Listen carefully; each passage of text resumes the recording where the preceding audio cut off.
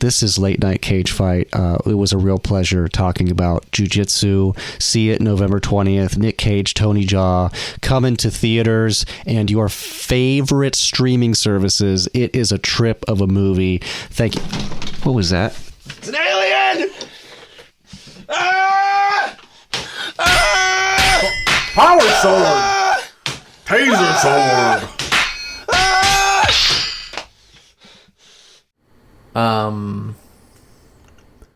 This movie once again proves that Cage is at his best when he's playing somebody that is a little out there. I have amnesia. Like a vampire, I don't need to know you. Come with me, I'll show you. You can find me backstage, I'm a party with a Nicolas Cage. Girl, I want the body, you know you got a body like Nicolas Cage. You ain't gotta be scared, you ain't gotta be afraid, baby. It's just you and me alone tonight with Nicolas Cage. This is Late Night Cage Fight, the best Nicolas Cage comedy podcast, movie battle podcast in the Cageverse. It is a very special night tonight. I'm here with Cage Fighter Sean and Cage Fighter Steve. I'm Cage Fighter Reese. We are reviewing Nic Cage's Jiu Jitsu. And I am so pumped to talk about this. I know we all are. Thank you guys for being here with me tonight. Pumped to be here. Extremely. Just remember, we're Late Night Cage Fight. You can visit our website at niccagefight.com. We just finished our Cage Fight finale. Which I won. Which Sean won. Congratulations. The winning... He cheated. Yeah, he did cheat. I don't know who was counting those votes, but there was some cheating happening for sure. The winning film was Vampire's Kiss. So congratulations.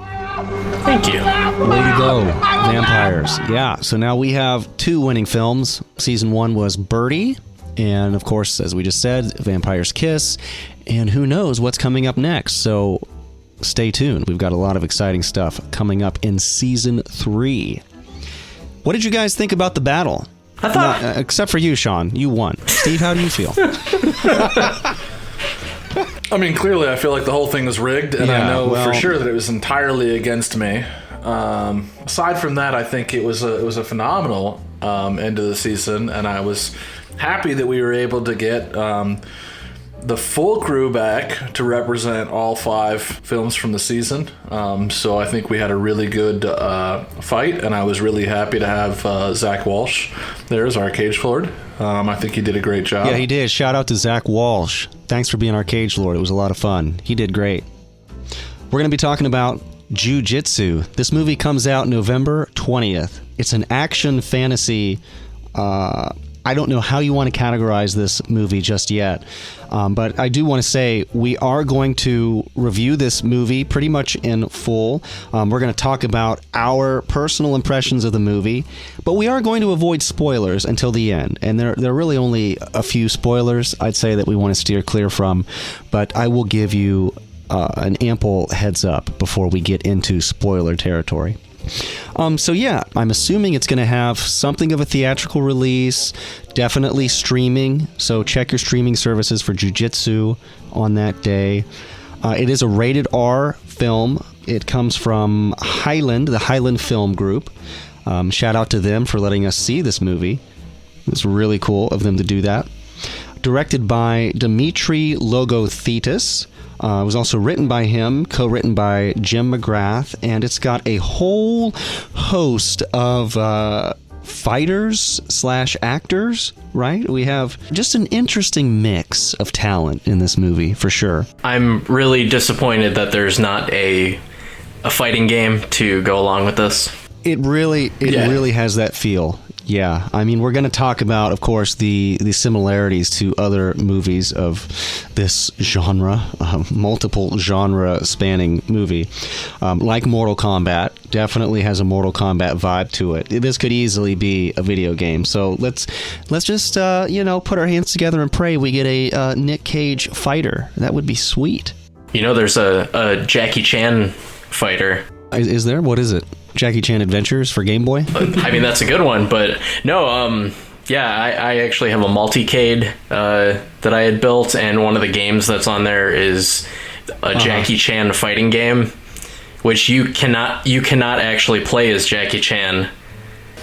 You should send me some screenshots of this. This sounds crazy, but I don't understand why you can't play as Jackie Chan. Isn't that the idea? I think he's like the boss or something. At the beginning, it'd be like playing Oddjob in GoldenEye. Everyone would win. Oh, yeah. Yeah, it's the Chuck Norris game. You know, there actually is a Chuck Norris game. I think it's for like Commodore 64 or something. There should be a Chuck Norris Walker Texas Ranger DLC for Red Dead Redemption 2. That's all I'm saying. It should have happened. Now, before we jump into Jiu Jitsu, do we have some Nic Cage news, Steve? We do, actually. We do. Oh, boy. Oh, yeah. We've got some really good news, actually. He's alive. Yeah, he's alive. So first off, there's I guess it's not really news, it's more in the rumors still. But Warner Brothers is currently working on a new Flash movie. And it's rumored that Nic Cage's Superman might make a cameo appearance in that movie. Oh, that's... I'm gonna guess that's just a rumor. I mean, come on. But there's some possibilities to it, because they're already planning on using Burton's Batman and as part of the crossover and the alternative realities. So there's a pretty good feeling that Nic Cage might get his 5 minutes of fame. Well, listen, we all could use some hope these days. So, yeah, here's hoping we get to see some incarnation of the Nic Cage Superman, if even in this Flash film. That would be sweet. We still should do a special episode about that documentary. Yeah, I forgot about that. Let's do it. Mm-hmm. The Unbearable Weight of Massive Talent has a release date. It's going to be March of 2021. Oh, that's coming up. That's coming up. I just love how they got Pedro Pascal for that. Oh yeah, this I think is really going to be unique. Not that Jiu Jitsu isn't unique, or is. I'll leave that to you all to decide. But I really believe that the unbearable weight. Is that unbearable weight of talent? The unbearable weight of massive talent. Of massive talent. I think it's going to be something that there's a lot of hype, but it's still going to surprise us. It's going to surprise us in ways we can't even forecast. I was really fond of the title line that came along with that movie too. Okay. You know, from a Hollywood A-lister to the King of B. Yeah. Yeah. Well, that's definitely relevant for our conversation tonight, fellas. Yeah, there's a lot of bees in this movie. So the last bit of news is that there's currently a works for a National Treasure TV series on Disney Plus, as well as a third National Treasure movie. Now the third movie will ideally bring back the original cast. However, the Disney Plus series will be a younger cast, so Nic Cage will probably not be a part of that. His son will, though. Yeah. Hopefully, maybe. with any luck, if there truly is a god. Okay, what else is going on, Steve? I mean, that's pretty much the big news. Yeah. Okay. All right. Okay, so this is going to be our spoiler-free discussion of Jiu Jitsu. Jiu Jitsu is described as a new sci-fi martial arts franchise from Dimitri Logothetis, a director-producer of Kickboxer Retaliation. I wanted to ask you guys, do you guys have kind of a guilty pleasure movie, specifically an action movie? And I'll tell you mine, for example. My guilty pleasure action movie is actually Universal Soldier Regeneration. It's part of the Universal Soldier series. Came out maybe 5, 6, 7 years ago. And it has a lot of the old actors in it, but it's a ridiculous story, okay? The plot is nuts, but the fighting is cool. So basically, do you have this movie where the action and the actors are cool enough that it's enough of a draw for you to kind of slog through just to get to the juicy parts of the movie? Well, I don't know if I would say that about this movie, but I do have a guilty pleasure action movie that I like because it's hilarious. All right. And that is Dragon Ball Evolution. Come on. No, man. Let's hear And it. I'd like to preface it with I am a pretty hardcore Dragon Ball fan. Yeah. And I knew I don't know how you can say that when that. they announced a live-action Dragon Ball movie, that it was going to be complete dog shit. All right. And I saw it in theaters with that expectation, knowing that just going in to laugh at it, and that movie was fucking hilarious. In some ways, there are some parallels here, Dragon Ball Evolution and Jiu Jitsu.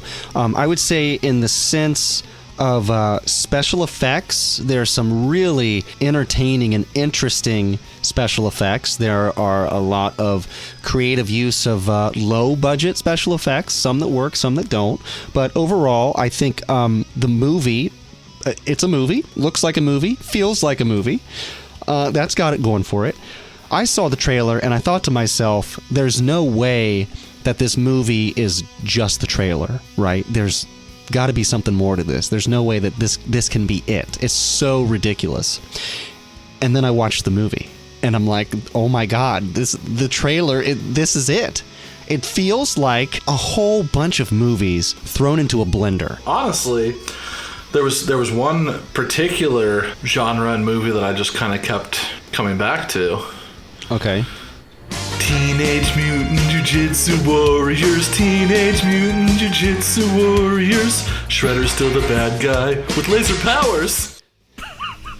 There it is. Yeah. So before we talk about the bad guy, I mean, Ninja Turtles, definitely. This is a team-based action film. Like I said, Mortal Kombat, similar in that you have a group of heroes whose goal is essentially to save the world. So it's one of those kinds of action films. It starts out just kind of intriguing.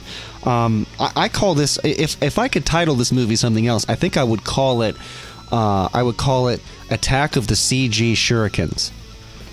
Because I tell you what, man, this movie is Attack of the CG. It is raining shurikens, and those things hit their mark about 5% of the time. So, yeah, let's talk about the actual story, though. Okay, it starts out with this character named Jake. Well, I do have to say, in an interview that I read online, Dimitri Logothetis says the way he describes this movie is it's Jason Bourne meets the Predator.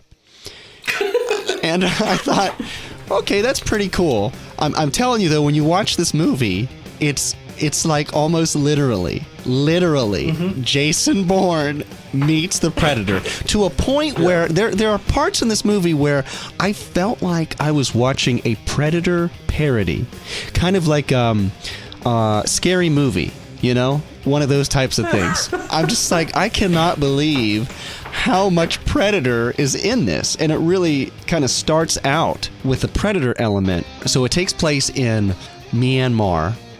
No, Burma, actually. Well, there's a line in there when Jake, the main character, played by Alan Moosey, he plays this kind of, you know, he's a warrior or something who hits his head at the beginning of the film and has amnesia. Can't remember who he is. He gets taken in by U.S. forces in Myanmar, and he says something like, "Is this Myanmar?" And she says, "No, it's Burma." Mira says this, played by Marie Avgeropoulos, who I thought was going to be an important character, but right, yeah. I just, can I just say, I love how all these army people look. They have great hair. Their uniforms are just fantastic. I don't know what the hell they're doing there, Myanmar. Something with plutonium, right? And she's supposed to be interrogating this dude because they found him in this, top secret area, right? Is that why? They found him in the middle of whatever their ops are, which, they're all... Yeah. So he says I'm in Myanmar, I believe, and she says, no, it's Burma. And that kind of got me thinking, oh, this might be kind of maybe a time travel thing, because they're calling it, different names. That might be clever. Yeah. No. So just ignore that when you watch this. Well, I thought it had something to do with his amnesia, maybe, or something. I don't know. Yeah. I mean, maybe it does. Maybe I missed something. That's fine. I just my point is, as this movie progresses and things happen, events happen, and you try to think about them, it's best to just stop. Just stop thinking and go for the ride. There were only really two relevant army characters, right? There was her, and then there was Daryl, right? Tex was his name, but Eddie Steeples from... You knew who I meant when I said Daryl, didn't you? Yep. From My Name is Earl. Yeah, and Eddie Steeples kind of plays this comic relief character. He's supposed to be this translator for the Burmese language, and you have these two characters at the beginning who actually find the main character and take care of him. They're two older Burmese, a married couple. And so this, ironically enough, not stereotypical, never used before in any other film, never used like an old Asian fisherman and his wife that just happens to be totally cool stitching up people they find out in the wilderness. Right. And we should mention, though, that the movie does open up with Nic Cage in a Asian hat in a boat. So that's great. My note specifically was Nic Cage in racist hat. Nic Cage in this movie is supposed to be kind of the Raiden character in Mortal Kombat. Am I right? I actually had him down as Burma Clint Eastwood. There you go. and my boy Nick. Also Splinter. Nick fights in this movie, people. I mean, he really fights in this one. He's doing karate. He's got the samurai sword. He's doing flips. Don't know how much of that is him and the stunt guy, but I just think to myself, it's really amusing to me that just months ago we were talking about how Nic Cage was bragging that he did a handstand in The Color Out of Space. He was bragging about doing a handstand, but in this one, he is a badass warrior who is slicing the shit out of an alien that nobody can defeat. So it's pretty amazing to see that jump. Can we talk about how sick the opening was, though? Just like the whole opening credit. Yeah, so there's this sequence. There's a very heavy comic book influence, and we'll talk more about the comic book itself in a little while. But it's kind of that, what would you say, Sin City kind of thing, where they have the actual comic book panels that overlay the action in the film. But it's so it's jarring because it seems like thematically it's all over the place. They're throwing like fantasy shit at me over here. There's really bad tattoo designs over here. Warriors with weapons, dragons. It's like 5 minutes into this movie. I have no fucking clue what I'm watching. What is this? Got that sick dragon with a skull that Jake has tattooed on his body. He's got this. I kept sick thinking the tattoo. tattoo was going to be relevant as well, but it was never brought up again after that. It's kind of like the 1997 Beowulf film with Christopher Lambert that just has a magical sword on the cover that has no significance in the movie whatsoever. Yeah, exactly. I mean, these are kind of cool images, but it's just there's no cohesion to it at that point. And then it's like, well, if I can't figure out what ties this together here, I'm not pretty confident about the rest of the movie. And I mean, it's safe to say that it's a whole hodgepodge of stylistic ideas that don't quite gel. And when they do gel, they just kind of remind me of Mortal Kombat. But in a good way. In a good way, yeah. It's interesting, though. I guess I'll talk more about my criticisms later, because I don't want to be too hard on it early on, because when I'm watching this at this point, I'm super psyched. I mean, it is pretty awesome to kind of wonder where this is all going. And by the time we get Tony Jaa in the film, I'd say we're still not really clear where this is all going, but it definitely takes a leap in terms of action and excitement, because Tony Jaa, I just want to say this right now. Are you talking Ombak? Yeah, oh yeah. Tony Jaa, in my opinion, is the show stealer in this movie. If you are a Tony Jaa fan, this is one that you have to see.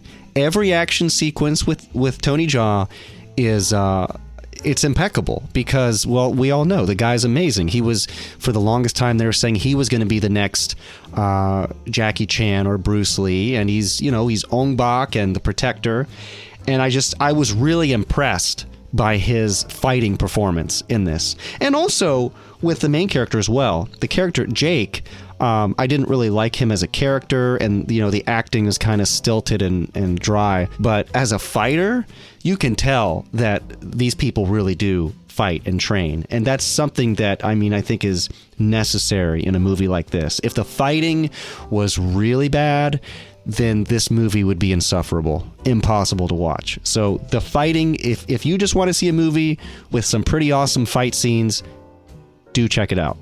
Yeah, I think in some cases there were some fights that were a little lackluster. Sure. I mean, Omak was always really good. He was good at what he did, but then there was a stack up fight with what was it? First it was Mace Windu, and then it was Bebop and Rocksteady. Dude, there's there is Star Wars in this for sure. So the Jiu Jitsu, they're actually a group of fighter heroes, right? And their look, which is confusing. It is so confusing. And they wear a black hood. That's the thing, right? They wear a black hood. Yeah. They all look like Darth Maul cosplayers or something. I thought Tony Jaa was like Altier when he first showed up. Right. Yeah. Right. So let me just talk about there's a really long fight scene with Tony Jaa. After he first shows up, he takes out all these guys. It's a pretty cool sequence to watch in full, but it's got some cheese to it too. It's like, why do these people, they have guns, but they're shooting very, very sporadically, and whenever they only shoot when you're not currently in the middle of a combat. Yeah, and when they shoot, the rounds coming out of these guns, they look like World War II era artillery rounds or some shit. They're just they're all big. Animated, and did you notice too? The blood is animated too. I know, yeah. So there's not a whole lot of practical effects in that sense, but it's still kind of it's a cool scene how they shot it. They took they do some interesting camera work too. They flip the camera a lot, and then they do a first person thing where Jake, you're seeing from his perspective where he's fighting, and it's like, they had the idea, let's put a GoPro on the main character, and it's all right. It was not first person. He was holding a camera because numerous times throughout the movie he set the camera down to continue fighting. It's true. The camera kind of becomes its own organism or something because it's hard to describe, but I'm just going to say this, all right? It's exciting. It's an exciting fight sequence. It does not make much sense. To give it to some of it a sense, I was wondering if it was supposed to be this somewhat like out-of-body experience because he was still kind of coming terms with reality. Steve, I'm giving some credit to the director. Stop thinking. I'm giving them credit. Okay. Because otherwise it was really poorly done. It was like Doom, except fucked up. That's true. Yeah. Did you ever see that movie Hardcore Henry? That was pretty much like... Yeah, it reminded me of that. And I'm sure that's where they got the inspiration. Or maybe the Doom movie. I don't know. But I first thought of Hardcore Henry. Yeah. But I actually thought that was one of the top fight scenes in the whole movie, personally. I thought it was fun. And the other thing that I believe makes it more exciting is this is Tony Jaa's group that he trains with. They're his people. All these dudes he's fighting here, that's his team. So they have trained for years to be able to choreograph like this. And that's why it shines, I think. I'm actually curious who plays the the spaceman who's about to show up. I'm wondering if he's actually also part of Tony Jaa's team. But that was definitely a big, as far as authenticity and creating engaging fight sequences, that was smart. You mean outside of the movie, they're Tony Jaa's team? Right. That's what I mean. Oh, yeah, okay. Sorry. Okay, yeah, sorry. I thought you meant in the movie, because I was pretty sure that the leader of the group was actually supposed to be Jake from State Farm. No, these actors, these performers here, martial artists, are all part of Tony Jaa's team in real life. And so I actually read in an interview that they choreographed these fights and then remotely they would send it to the director, and then he would tweak it, and then they would go back, and they kind of had this back and forth remote collaboration that way, which is kind of interesting. I'm a little surprised with that. I didn't know that, and I felt, personally, not without knowing that, I felt like sometimes they were just, I don't know. I didn't feel like there was a lot of group unity there, but I guess that was also somewhat by design. They were all supposed to be fighting one-on-one. Yeah. Well, let's get to the part now where the team is they're assembled. We have an action sequence with the Jiu Jitsu group, right, and more soldiers. The first 30 minutes of this movie is pretty action heavy. And then we get to the introduction of the alien. This alien, the way that it the way that it operates, it is Predator. I mean, it's got the Predator Shredder. Dude, Predator Shredder. He looks like a Melt Man from Kablam. If you ever saw Kablam way back in the day. He's got Zordon's face. Oh, he's Zordon. Also... Dude, it looks like... Okay, years ago, they did this huge auction for old Power Rangers costumes. I remember. And now I know where that shit went, I guess, because this dude looks like he could be a Power Ranger villain. Yo. Rubber suit. He's also part Heartless. That was interesting. He's unique. Why am I even saying unique? Just interesting choices in the monster design. They made it not have a face, but then kind of have a face that projects itself into the glass or the you can kind of make it out. And it looks like an orc face or something from Lord of the Rings. How would you describe this red-eyed face? I feel like I've seen that face before, but I couldn't place where I had seen it. All right, well, but it seemed vaguely familiar. Yeah, his name is Brax. His name is that's true. Braxit. Braxit. Brax. There's also a comic book from the 90s called Zen, the Intergalactic Ninja. Reminded me of that. It also reminded me of the alien from the end of Annihilation with Natalie Portsmouth. So check out Guyver. Oh, thank you, Steve. I love Guyver. I love the Guyver movies. Dude. But as far as monster design, yeah, we got an alien monster thing, but it's nowhere near as frightening as the Predator. You know, we learn that this alien comes to our planet every 6 years via a comet. So Ozin's Comet. What's that? Ozin's Comet. Odin's Comet? Ozin. Okay, Ozin's Comet. Yeah, Fire Lord Ozin. I don't get it. Ozai, sorry. Never mind. Whatever. Forget it. Avatar. Oh, my wife would get that joke.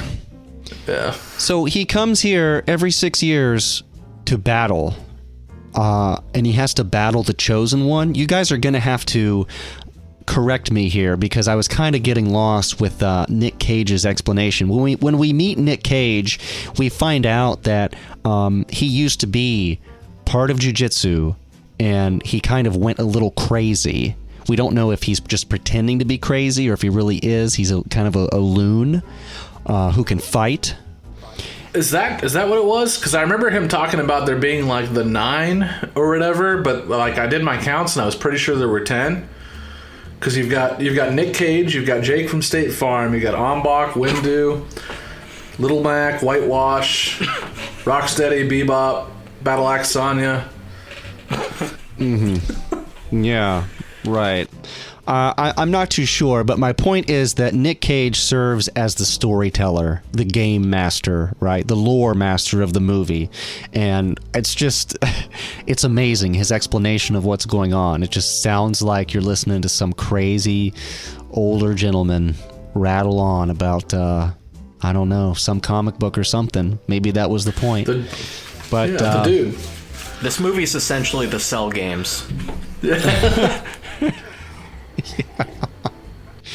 So yeah, the alien is now the focus in the movie, and it's pretty much every fight at this point is with the alien throughout the rest of the movie, and it's kind of mind-boggling. It seems like they all have to fight this thing one-on-one. There are a couple times where they'll team up, but they never really do like a full-on assault against this thing. Yeah, like I said, there's a couple points here and there. Rocksteady and Bebop fought together. Rocksteady Bebop, so... Yeah. The dude with the mohawk thing and the other big dude.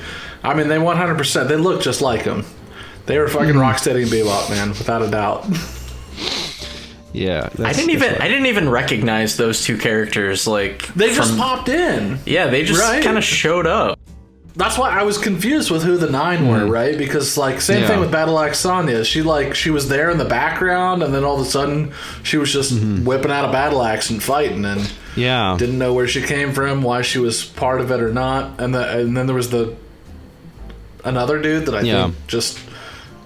Yeah, see, the movie is able to do this because of the Jason Bourne part of it, where it's like, well, the main character has no memory, so he doesn't know what's going on, and you don't either. So he's just as confused as you are. Just keep watching it. It'll, he's got to fight a fucking alien. Just watch it. I honestly hated that. It's like when you're playing a story-based game, but they have a silent protagonist. Yeah. I hate that so much. Yeah, right. Yeah. I didn't like Jake at all. I'm going to be completely honest. I thought he was the most boring character. Jake from State Farm for me. Because that was how the movie started out. They were like, "Who are you?" I don't know. Jake from State Farm. Tim. Here's what I thought was kind of funny. He has this really gnarly wound at the beginning, doesn't he? He slams his head into the rocks when he falls off the cliff. That's what causes his amnesia. But his hair is perfectly styled throughout the rest of the movie. Well, he takes a biotin, so his hair and his nails regenerates really fast. Oh, did he have that on him in his in his pocket? Yeah, actually, if you slow it down frame by frame, you can see him pop one like right before he jumps off.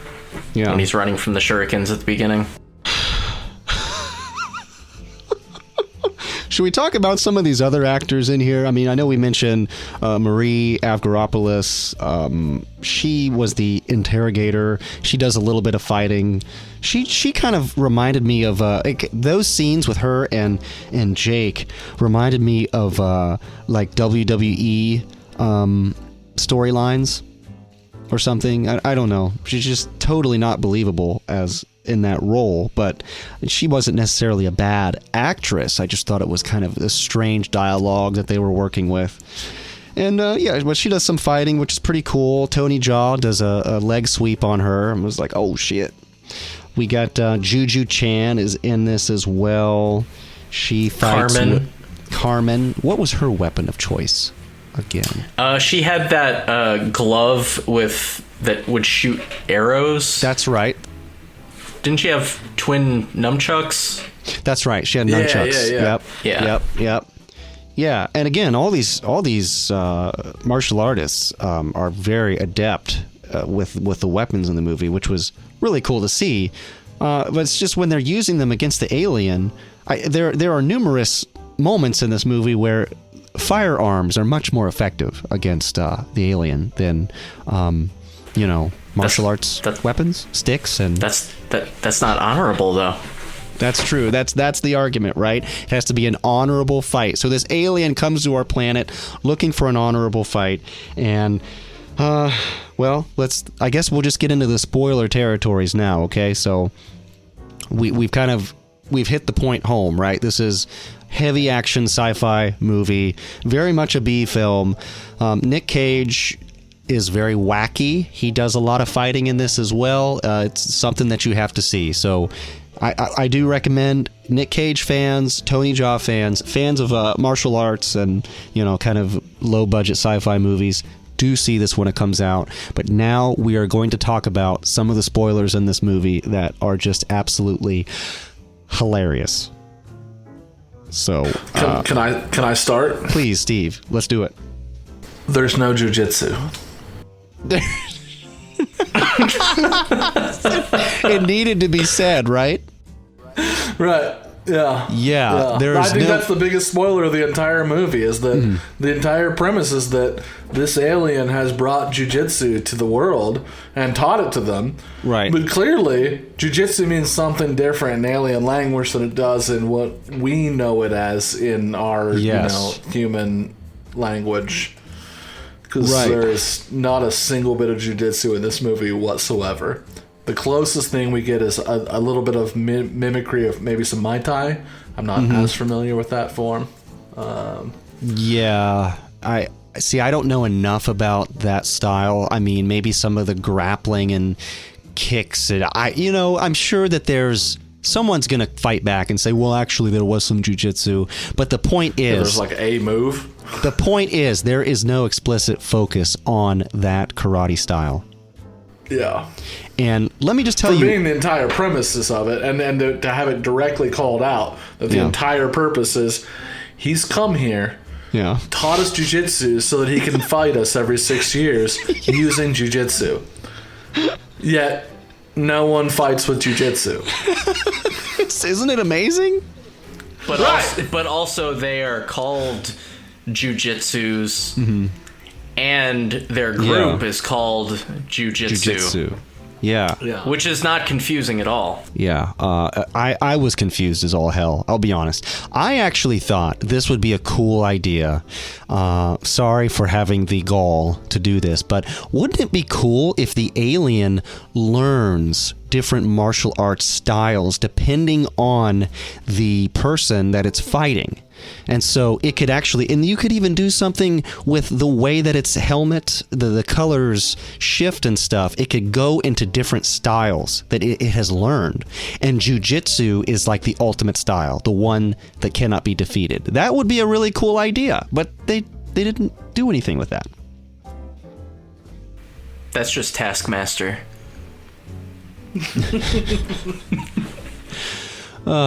So the rest of this movie is pretty much them just trying to beat the shit out of one of Lord Zed's minor monsters who's come to get an honorable fight. And the spoiler here is so Nic Cage. Well, let's talk about Nic Cage's fight scene in his lair. Jake ends up in Nic Cage's little hobbit hole underground, and that's where we find out that Nic Cage is his character is just a little bit out there. Wylie, he's a little kooky. He likes to make newspaper hats. I mean, it takes a lot of time to do that. Yeah. And he has the whole line where they're fighting and he says, hey, get off my piano. He's got some pretty good quips in there. Definitely worth a watch. That's he's got his favorite chair. He knew you'd find it comfortable. Yeah, it's definitely amazing. That fight sequence too. It's just Nic Cage is so badass. I mean, he is just kicking the shit out of the much younger main character, and we find out later it's because he was the chosen one previously. Correct? Yes, he was the chosen one. Was it? I don't think it was clear whether or not he actually defeated Brax 6 years ago, because the way that he describes it, he essentially says that Brax comes to Earth through the comet every 6 years and comes down through a portal due to a hole in the temple, and he requires 9 jujitsus to fight him, who he usually kills. And Nick basically said that he was the one that fought him 6 years ago. Yeah. But if any of the fighters refuse to fight Brax, then he will kill every person on the planet. Yes. Yeah, I didn't know that he was necessarily that Nick was the chosen one to be like the leader or whatever thing. I imagine, I thought he was more of like one of the original 9 from the last. Yeah. And he made some comment about how he begged for his life, right? So I thought he was just the sole survivor from the last 9. I thought he said he got out of it by I think tricking Brax into thinking that he was insane. He went crazy. Right, but I thought he said something. Well, I didn't think that he tricked Brax into thinking he was crazy. I was thinking everybody else treated him like he was crazy because he begged for his life instead of being a true jiu-jitsu master. So that's how I understood it. Okay, and that's what got him out of it. Yeah. Okay. So everyone thinks that he's, basically, I don't know, a coward or whatever. They don't take him seriously because he's done that. But all the other warriors were killed. Is that it? They all were killed, and then Brax. That's what I got out of it. Brax went back through the portal through the comet for another 6 years. How can this shit keep happening every 6 years? Jesus. Yeah, and apparently it went on for thousands of years because Grandma Shotgun said something about 2,000 years. Spoiler. You already called out spoilers. That's true. Well, I didn't want to get to that part yet, but I'll let you reveal it when we do. I didn't really say anything. Okay. Grandma. Yeah. Thank you for clearing that plot point up for me. I wasn't exactly clear on the Brax lore. But that makes sense. So Nic Cage, though, you find out that he used to do this. He knows this rodeo, and so they have to travel. They have to travel to the temple to fight him, right? And the other important element that we discover is that Jake actually had run. He had refused to fight Brax and was fleeing out of cowardice. And that's when he had his accident and hit his head and stuff. So, and then Nick says, maybe I could get something to eat, like a noodle or a pickle. That's why, like I said, I was confused by the 9 because it was like that point, right? That was the first time you saw Bada Oksana, and she showed up and like giving him food or whatever, and I just assumed she was like a temple shrine. Oh yeah, she's just there with her battle axe. Yeah, old triple knot, right? I saw you in Mandy. That's why I use an axe. I was inspired. Yeah. We just have a lot of fighting, man. We have a lot of one-on-one fights. We got Rick Yoon, who plays Captain Sand. I actually thought that guy was really cool and underused. Yeah, lots of fighting with this alien, and they don't really make much headway until Nicolas Cage, actually. Nicolas Cage has a one-on-one with this alien, and it is a very epic sword battle. This creature, by the way, has a sword, shurikens. He has some kind of blade that also comes out on his from a device on his forearm, which is very similar. He's Altair. Similar to Predator. It's an exciting fight, but we all know what's going to happen. How many times have we seen this before? The Mentor is fighting the ultimate enemy, and Qui-Gon goes down. That's right. The end of Qui-Gon, the end of Cage. Cage is, it's kind of violent. He gets his fucking throat slit open, so he dies. Don't forget Brax's heat touch. Oh yeah, Brax has this really cool effect that he can, manipulate. Okay, oh my god, my brain is about to explode. How he's got these exhaust fans too on his chest. Reminds me of Guyver. And then, like you said, he's got this heat touch. But we find out also in one of the last scenes, it's the last fight scene, that fire messes with his predator vision. That would have been nice to know. But it's so ridiculous. It's in the last scene. They're fighting, and there's this big torch or something, big thing of fire, and it gets in his face, and then he's just freaking out. Like, oh, fire! Oh, I can't see! I'm just like, this dude has been to our planet how many times? And don't they always fight in the temple? Yes, I don't understand. I don't get it. I don't get it. They're literally in the same room that he comes through in. Yeah. He's like, I've never run into this before. Fire. Oh, and also spoiler, but Jake finds out that Cage is his father. This is it. This is the big spoiler. Yeah, Nic Cage is Jake's father. Wylie, the crazy Jiu Jitsu guy, is Jake's father. How did that make you guys feel? Well, I read the comic before, so... Yeah. Well, let's just end it then. Well, I've mentioned before that everybody has, it seems like, their own weapon of choice.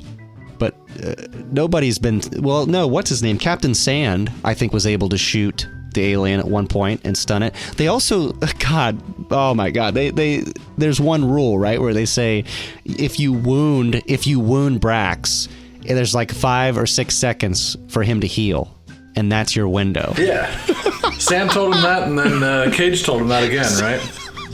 Yes. Just remember, if you hurt him, you got 5 seconds before he heals. Where did they come up with this? What kind of alien is like, I need 5 seconds to heal. Hold on. Is he a gun? He needs time to reload? It's just kind of obvious, right? If he's wounded and he has some kind of healing mechanism... That's more of a I don't know.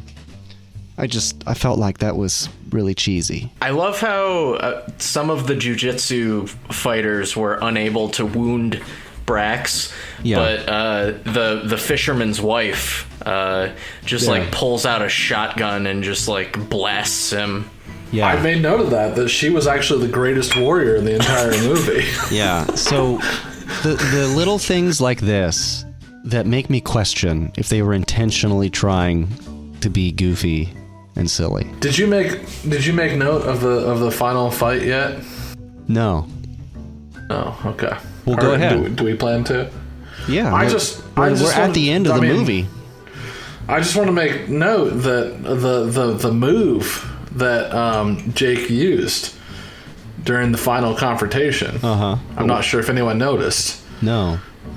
I probably did. It was a shout out to a game that I think that we all enjoy. Still nothing? He used the fucking cross slash. Oh yeah. He used the full on cross slash. Yeah. And is that after he put the grenade inside of it? No, I think that was before. Okay. He did a full cross slash, and that was what made the opening for Daryl to throw him that, or Barrett, I guess in this case. So throughout this whole movie, Jake has amnesia, and he's fighting Brax, and Brax is just kicking his ass, and Brax just starts choking him out.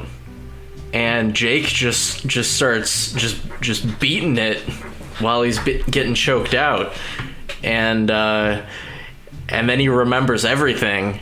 So if you have amnesia, just autoerotic asphyxiate yourself, and there's the cure. Everything.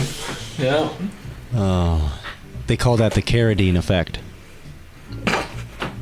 I'm sorry if you don't get that. That is a really, really low joke to make. But yeah, he gets his memory back. There's one other. One other thing I want to note about. I'm sorry. Well, I just want to say there's a ham-fisted love story in here as well. He falls in love with Juju Chan's character, Carmen. Why do you keep saying whitewash?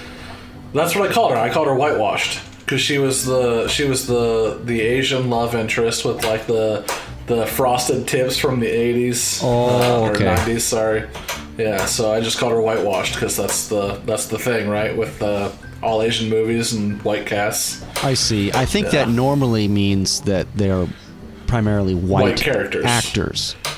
Right. Yeah, but she's still an Asian character that's supposed to have a very white appearance. Okay, Steve. So that's why I called her whitewashed. Sorry. You know me. I've got to name the characters because I can't be bothered to look up their actual actors. Yeah. So they're in love. I don't know why, but there's a love story there. They get to kiss. It's beautiful. And they just grenade that dude back through its portal. And then ends a 2,000-year epic. Did they defeat it for good? Yep. Because they blew up the portal? I don't know, because somebody said, Daryl, right? He says, I'll see you again in 6 years. Yeah.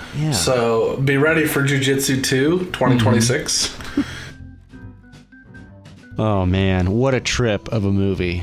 You know, there was one other thing I wanted to note, though, about Predator Shredder.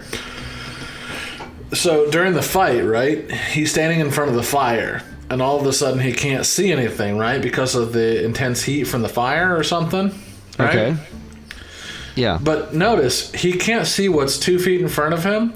He also has global radar. Yes. Global radar. Yeah. Not Right. a local radar. It is the entire globe that he can see. He's in all range mode. Yeah. Just found that one interesting. That is. There are a lot of questionable things. A lot of questions I have. I have a lot of questions about the alien itself, where it comes from, why it comes to our planet to hunt. It's just, I don't know. I mean, they fight and it's cool, and I'm glad that they have a reason to fight. That's great that they're saving the world. I think it would have been nice to see this alien in action, actually pillaging and destroying these towns and stuff, so we could get a sense of he how. doesn't do those things. What do you mean? He's here for sport. It's not a matter of pillaging and destroying or anything. This isn't saving the world. He's here for sport. He's Okay, like but in the past, who was the dude in DC, right? That did the same thing. Oh, Darkseid? Darkseid, yeah. Oh. He would just like hold these tournaments or whatever, and it wasn't a matter of like owning anything. It was just a matter of like fighting people for fun. He's like Goku. He just wants to fight strong guys. Right. Yeah, exactly. They should have just called it the world's strongest. That probably would have made more sense. Or the universe's strongest. I don't know. It would have been better than Jiu Jitsu. So, Sean, do you want to tell us more about the comic book itself and how it compares to the movie? Yeah, sure. Yeah, and it's kind of interesting because this was actually a situation where the director was the one that wrote the comic book. Yeah, you can actually get the comic on Amazon right now, trade paperback. It's actually only one issue. I really think that they probably made the comic in order to pitch the movie because it was made all the way back in 2017. Okay. And it just ends on a cliffhanger before anything even happens, really. Does it follow the same story? Kind of, but all it really does is kind of set up the universe, and then it stops before really they can even fight Brax. And it's worth noting that this is an indie comic. Yeah. It has a very inconsistent, almost sporadic art style. Okay. It's kind of cool, but it's a little hard in places to tell what's going on. It's a little messy. Basically, the comic starts with one day, Jake, who is described to be this combat vet, meets this old man claiming to be his father. Basically, his mother calls the police on this man who they think is crazy. These 3 cops come to take him away, and Jake basically just goes into autopilot mode and just like realizes he knows jiu-jitsu. Oh. And everything comes flooding back to him, all of his memories and everything. Jason Bourne. Well, not all of his memories, but he starts to remember how to fight and everything. And Cage's character basically says, like, I'm your dad. I'm your daddy. Yeah. He tells him the story of the comet. And he essentially says that the alien first entered the atmosphere, the alien's presence, he explains it, enters the Earth's atmosphere somewhere in Brazil and mind controlled a bunch of Brazilian and Japanese men and women who studied and practiced Jiu Jitsu. And they became the masters of the secret resistance and framers for the upcoming fight with Brax. I'm kind of seeing how this started as a concept and then how it was drastically changed. Okay, I'm following. Yeah. It sounds slightly more interesting as a comic, though. Yeah. Yeah. Well, and I also want to add that personally, I like my jiu-jitsu like I like my waxings.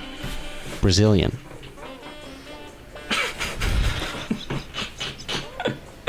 Sorry to interrupt, but you said Brazil, so I just thought of that. Yeah. And, but before he explains this, Jake turns himself into the police because he feels bad about beating the shit out of those cops, and basically Cage's character... he shouldn't. They're criminals. Yeah. Thanks, Steve. All right. So that's kind of the gist of the comic book, right? The backstory of Jake. Yeah, and they basically there's another character there that's another member of Jiu Jitsu, and they basically say Jake was born to bred and fight and was trained by Cage's character. Is kind of the golden child of the resistance, and as overconfidence led Jake down the wrong path, the floating particles got into his brain and removed the jiu-jitsu from his mental equation. So that's how he lost his memory in the comic, and so now he basically has to retrain himself, and then it ends. Yeah, it seems like a pitch for a movie. Yeah, kind of like a storyboard pitch for a concept for a movie, which is probably what it was. All right. Right on. Would I recommend it? Not at all. No? Just watch the movie. Is the art style in the comics similar to the comic segments we see in the movie at all? A little bit. But it's way rougher. Yeah. So, is there any more reference? So the ninth, right? There was the one guy that got basically offed as soon as Predator Shredder showed up, right? He was supposed to be the ninth. Is there any more reference as to who he was in the comic? Nope. Okay, because he was like a 30-second character, and I actually kept getting confused between him and Little Mac. But yeah, the whole comic is only like 22 pages. I don't have any details about the production, but I do have some thoughts. I guess some guesses. I'm guessing that in order to make this movie happen, they had to bring it to Tony Jaa, which is why it was filmed either in Thailand or Myanmar, and that's why they had to use, or they chose to use the Buddhist elements, which didn't really mean anything in Mortal Kombat, so I wouldn't expect it to mean anything in this one, but that part of the world is very, very Buddhist. Their beliefs are very strong. I mean, you look at Ong Bak with Tony Jaa, that is kind of a spiritual film, right? In a sense, the spiritual part of that movie is what drives Tony Jaa's character, and it's so ridiculous that in one of these Buddhist temples with monks, they have this portal and they have this kind of mural with the alien on it, and on the mural, the alien looked like one of the engineers from Prometheus to me, more like that than what it actually looks like with the costume and all that. But that was just ridiculous to me. I guess if we want to call that whitewashing, Steve. But I think of monsters, scary fighting monsters that I really like in movies. One is Zeram, Zeiram. Zeram is from Japan. Keita Amamiya created this creature, and I highly recommend, if you want to see a movie with an alien monster, which is essentially a guy in a suit, coming to our planet to wreak havoc, and then a hero having to save the world, check out Zeram. It's a Japanese movie. It's a B movie, but a lot of heart in it. Pretty cool effects for the time. You know, they did what they could with the budget. And then there's also a spin-off anime series called Iria, Zeram the Animation. I was thinking about that movie a lot during Jiu Jitsu. I just thought of Guyver.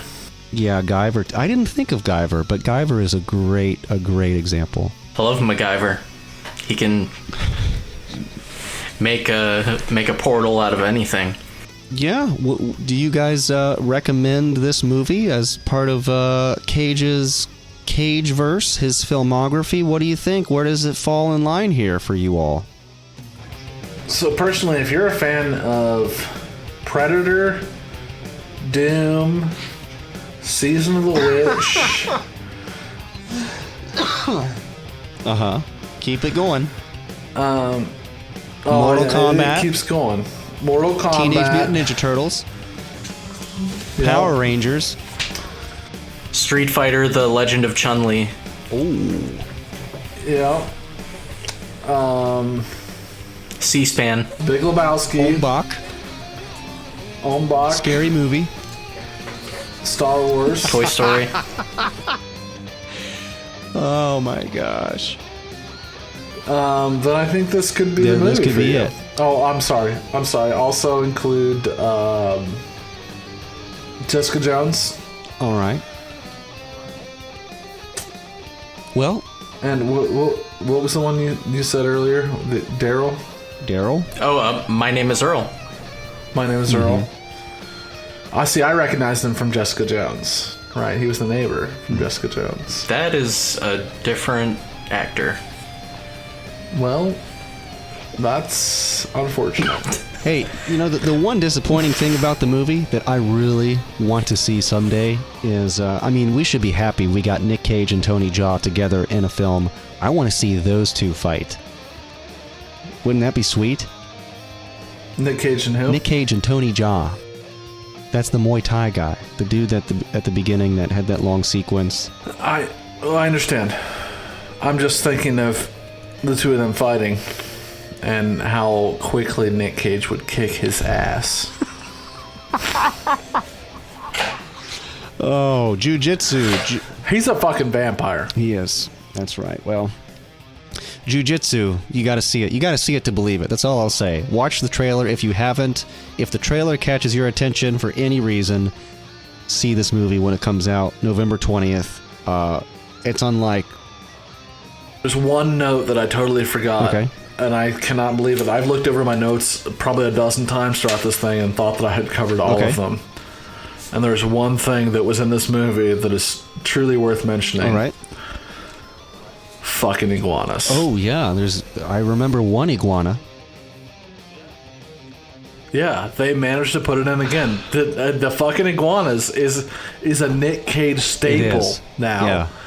I swear to God, it has to be. Nic Cage, because that was very apparent. That's true. Yeah, we've noticed that iguanas are very common in Nic Cage movies. We wonder if he directly requests for them to have a presence in the movies. Probably, or maybe he brings them. Could you imagine? If it's like his iguana. Yeah. Finally, since we're still talking about Nicolas Cage, I guess that's our thing, right? I just felt like, he had the hair going, he had the look, but dude's getting old.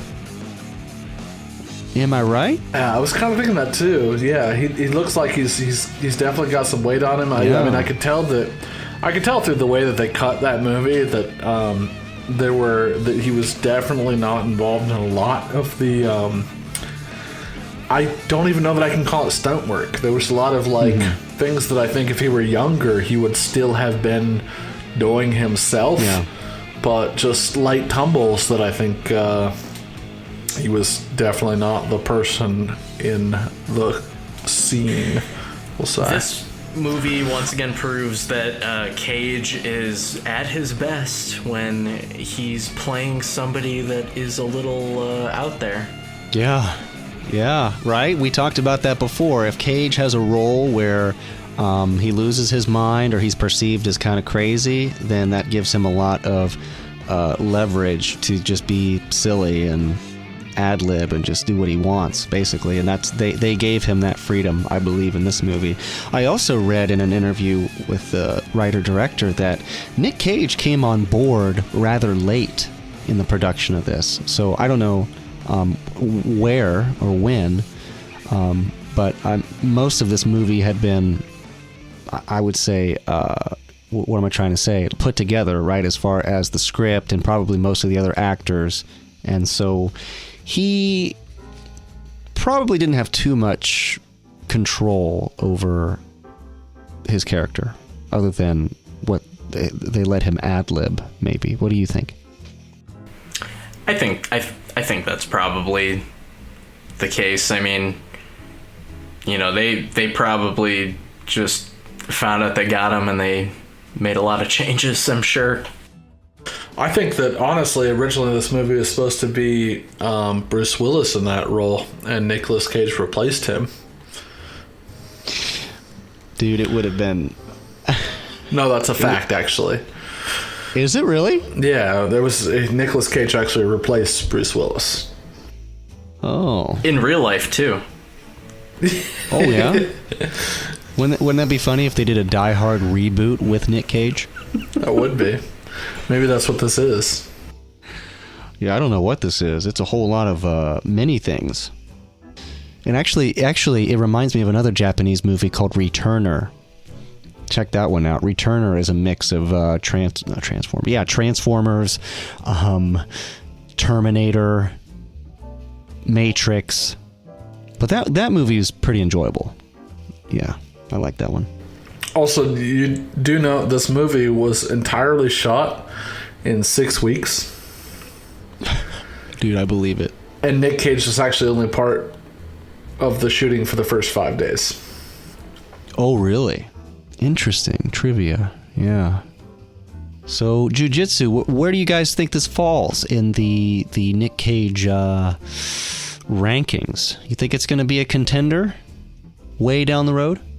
I mean, honestly, I have not been keeping up with my modern day Nic Cage film releases. Yeah. Because I'm trying to keep myself as fresh and relevant as I can when we get to that point in our series. Yeah. But I will tell you that my opinion from what I'm seeing in our current Nic Cage level is that he's... I mean, contender, yes. Winner. Sure. I'm just going to say I don't think it's anywhere close to Mandy. No. But nowhere near. I kind of like it a little more than Color Out of Space in terms of Cage's performance, just for the fact that he does some fighting. I like it better than both, personally, just because of his comedic relief, I think. He's much more fun and engaging character in this movie than either one of those, in my opinion. Okay. But I think that's somewhat my opinion based on movie genres, maybe. All right. Well, maybe if I get it... It can't touch The Croods 2, though. That's probably true. No. The Croods 2. Yeah, so this was our very in-depth review of Jiu Jitsu. It comes out November 20th, as I said before. It's Jiu-jitsu. something. The only martial arts movie with no martial arts. Well, what do you mean? It's full of martial arts. I'm sorry. The only jiu-jitsu movie with no jiu-jitsu. What do you mean? Steve, jiu-jitsu is the name of... There is no jiu-jitsu in this movie. But there are plenty of jiu-jitsus. Yeah, there's jiu-jitsus. There's 9 of them. I'm sorry. I didn't realize this is... I didn't realize I was being anti-Semitic. My problem. My bad. So be sure to see Jiu Jitsu November 20th Stars Nic Cage, Tony Jaa, a whole bunch of martial artists. Sci-fi action film. It is like I said before, a blending of a lot of other action films that you've definitely seen, know, and love. So check it out. I think it might have a limited theatrical release. You will be able to stream it probably on all your favorite streaming services. Thanks for joining us. We are Late Night Cage Fight. Coming up, we're talking about maybe having a Christmas special. We do plan to start season 3 early next year. Well, stay tuned next month. We plan to do an episode of a new series that we want to reveal called Kitty Cage, where we look at some of Nicolas Cage's famous family roles.